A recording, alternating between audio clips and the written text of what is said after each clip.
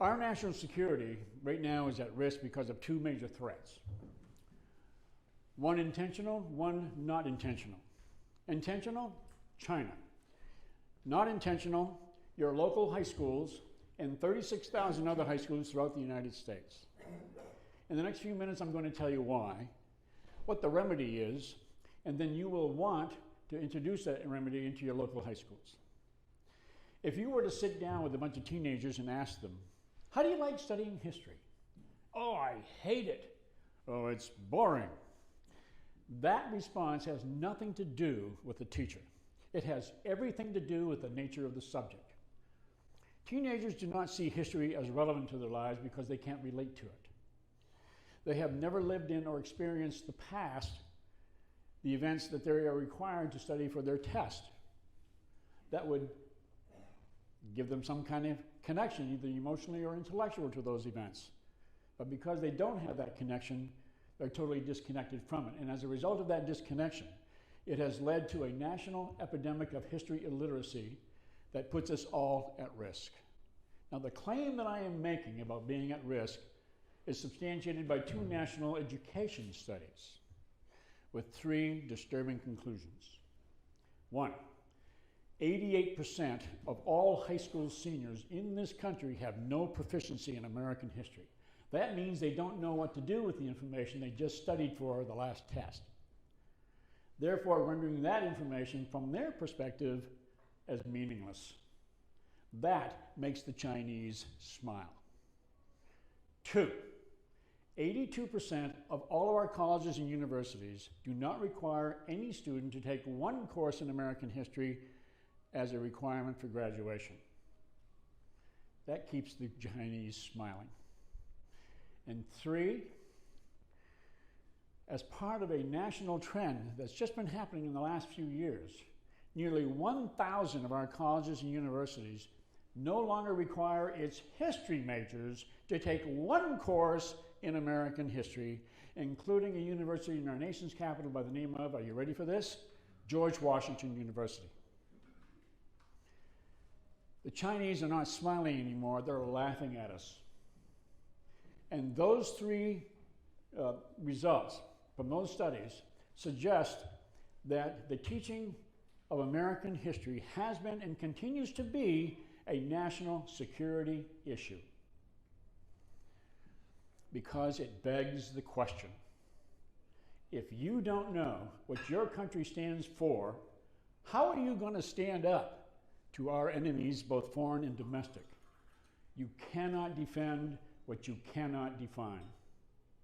Which brings me to that famous statement that we've all heard before, those who do not remember the past are condemned to repeat it.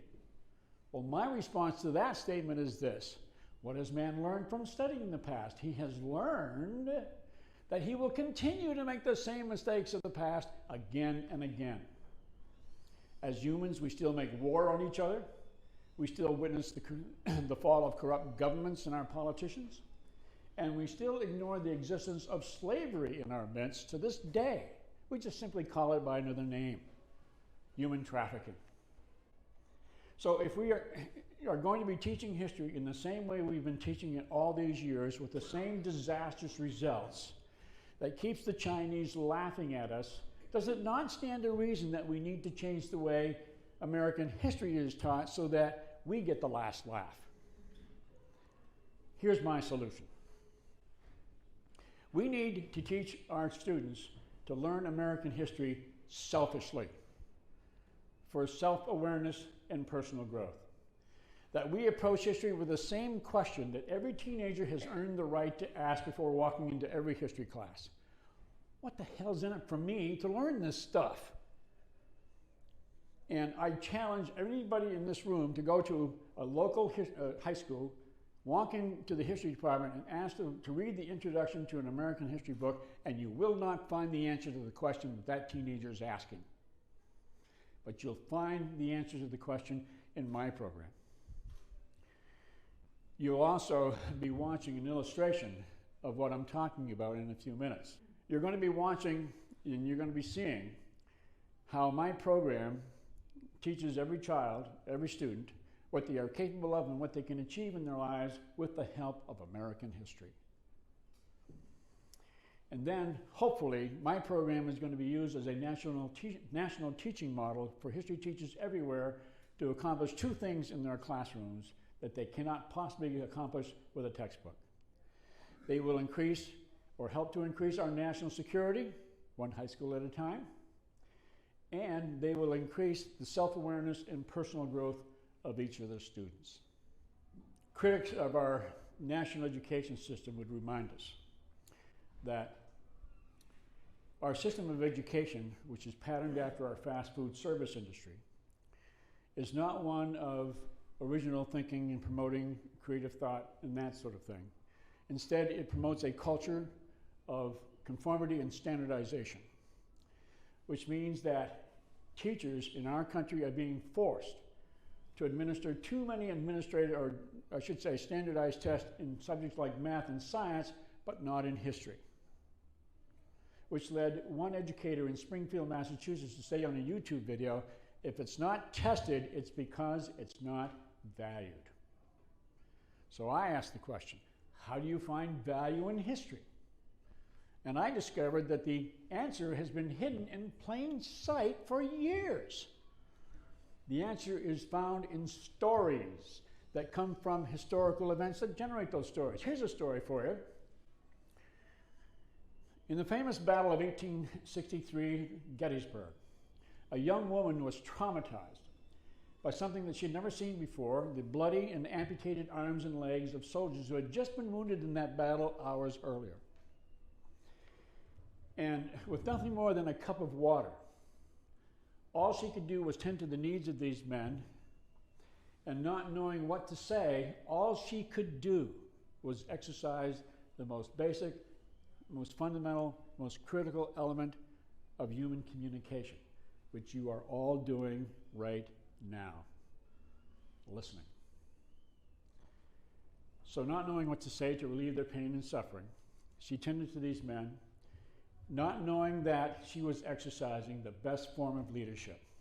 For those men who survived, she was able to lead these men across what I call an emotional bridge of hope over which few of us could cross alone. And she did it with what little she had available to her.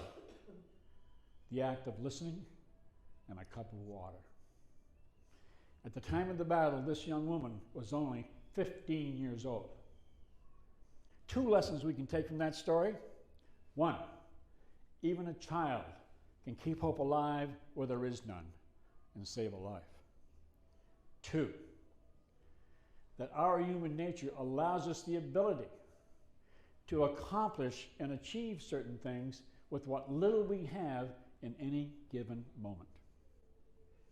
When I came across this story years ago in researching my book, I knew that as a marketing strategist, trained to convince the public to buy products or services they never heard of before, that I could convince teenagers to really enjoy history if it were presented in the form of stories, and then extracting life lessons from those stories that they could use in their own lives on a daily basis. In other words, history becomes a utility. Marketing history to a teenager. Bringing that story and stories like it, and a lot of those stories are in my book, into a classroom of teenagers.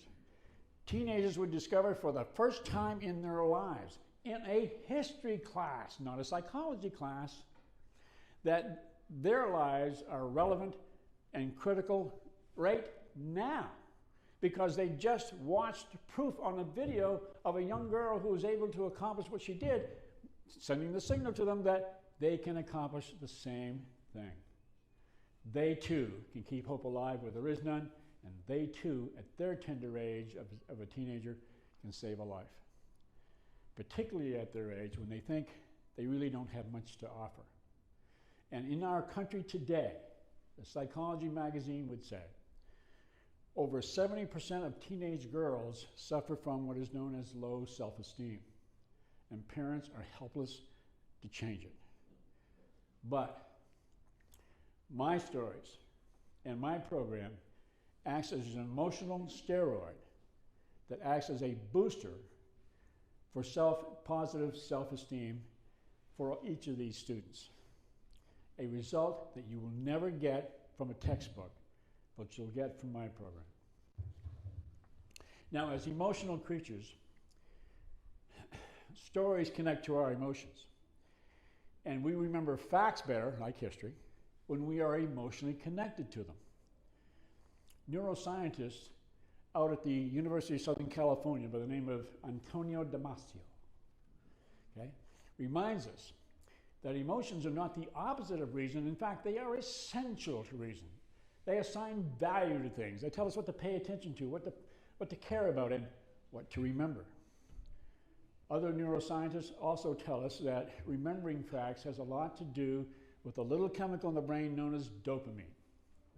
And to raise dopamine levels to remember facts better requires that the teacher present information, American history, in a whole new way, just as my program presents American history in a whole new way. In other words, introduce novelty into the classroom and you increase dopamine levels, the whole purpose of which is to get our kids addicted to learning American history. So my program is dopamine producing, emotionally connecting, and personally rewarding. The reward comes when a student can watch just one of my 50 videos and discover a tactic that was used at Gettysburg that will advance her chances of getting into the college of her choice.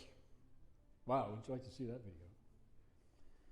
Another video would tell a student how much more valuable enthusiasm is over a college degree when it comes to accomplishing your goals.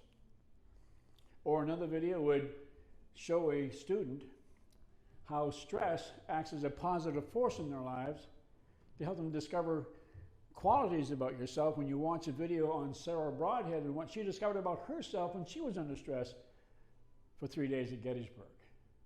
This is learning history selfishly for self-awareness and personal growth.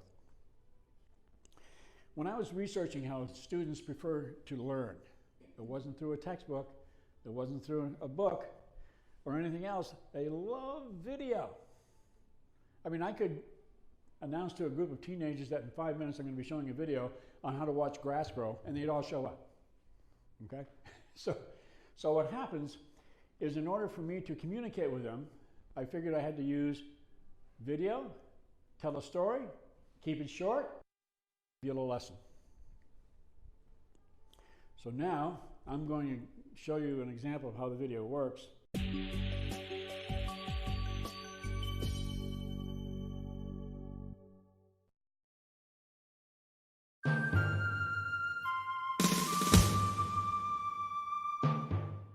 Frank Haskell, once a school superintendent and a town clerk. His administrative expertise qualified him as General Gibbon's primary assistant. No manual on military tactics ever stated that an officer should use his sword as a motivational tool. On horseback, he took creative measures to ensure that his fellow soldiers would not lose their position or their perspective. Seeing the ground giving way to the Confederates, he saw what appeared to be a mass retreat of Union soldiers not under his command. Recognizing the significance of the Union position and the desperation of the moment, he did not seek permission to act. General Hancock was highly complimentary of Haskell's moves. At a critical point of the battle, when the contending forces were 50 or 60 yards apart, believing that an example was necessary and ready to sacrifice his life, Frank Haskell rode between the contending lines with the view of giving encouragement to our forces.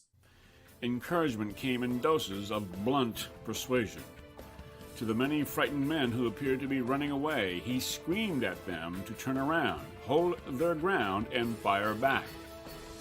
With an attractive flair for eloquent subtlety, he added, "On some unpatriotic backs of those not quick of comprehension, the flat of my saber fell not lightly, and at its touch their love of country returned." By his words, he had a kinder, gentler approach to command. By his actions, he did whatever was necessary to get the job done. The moment was history's cue to demonstrate that the sword was mightier than the oral command. Perhaps accurately, his own commander concluded that Haskell was a young man on my staff who did more than any other one man to repulse Pickett's assault at Gettysburg. History's design for Haskell was to be at the right place at precisely the right time.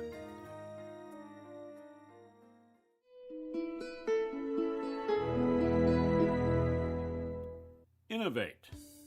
Some problems defy ordinary textbook solutions. Under pressure, you have the ability to think of solutions that challenge the standard, demonstrating that innovation can do more to influence your progress than traditional formulas for problem solving. Haskell saw something that did not look right and influenced the outcome. He did not have to ask anyone what to do. Necessity forced him to invent measures to accomplish the task at hand.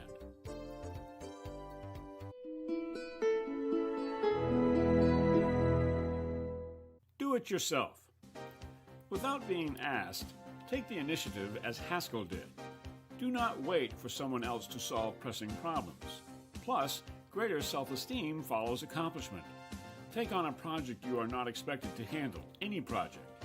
It can be helping a coworker, washing your mother's kitchen floor, making an unscheduled delivery, even cleaning your room.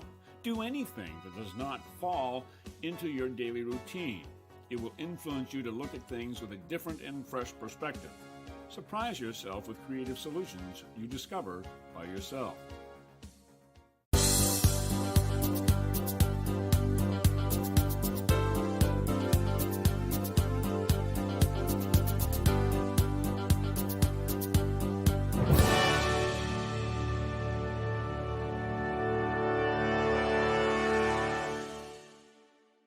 Particular video sends one simple signal: self-reliance.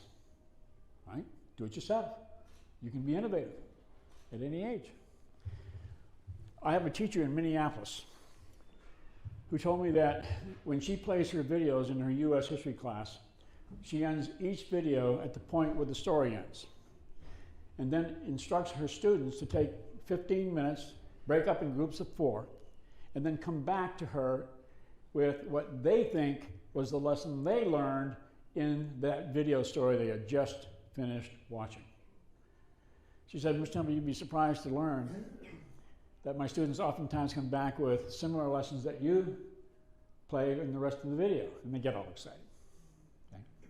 What she's not doing is forcing her students to learn facts from a history book that they're going to forget after the next quiz. Instead, she is forcing them to use their imaginations so that they can discover on their own what is relevant and meaningful to them. This is learning American history for self-awareness and personal growth. As our students become more exposed to more stories, they will become emotionally connected to the events that produce those stories. And the more stories they're exposed to, the more events they will remember. So that as they are learning American history over time, they will come to know what their country stands for, so that they can stand up to our enemies, both foreign and domestic. In essence, this is what I'm saying.